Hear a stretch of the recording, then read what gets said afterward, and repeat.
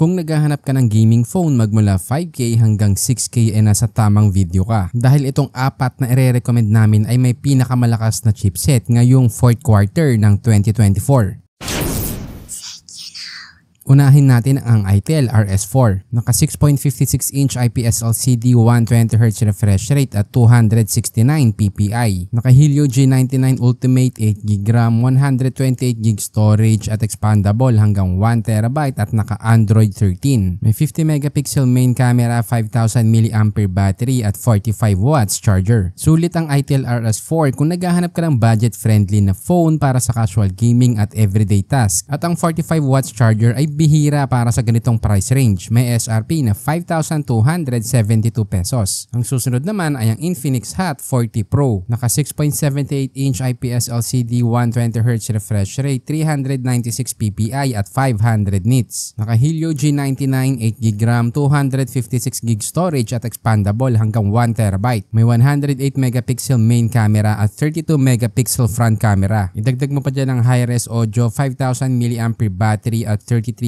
charger. Sa itong solid choice para sa photography at social media content creation. Perfect para sa mga mahilig mag-post ng malinaw at detailed na photos o video. May SRP na 6,619 pesos. By the way, lalagay ko na din yung link sa description kung saan mo itong mabibili at official yan. Gumawa din kami ng FB group na smartphone tips, kaya kung ayaw mong masayang ang pera mo sa pagbili ng maling smartphone, mag-join ka na at kami mismo maghahanap ng best option at price para sa'yo. Ang susunod naman ay ang Tecno Spark 20 Pro. May 6.78-inch Full HD Plus IPS LCD 120Hz refresh rate at 396 ppi. Naka Helio G99 8GB RAM, 256GB storage at expandable hanggang 1TB. Meron ding 108MP main camera, 32MP front camera, 5000mAh battery at 33W charger. Ang Spark 20 Pro ay halos kapareho lang ng Hot 40 Pro pagdating sa specs. Pareho silang may 108MP main camera, 32MP front camera at 256GB storage. May presyong 6,799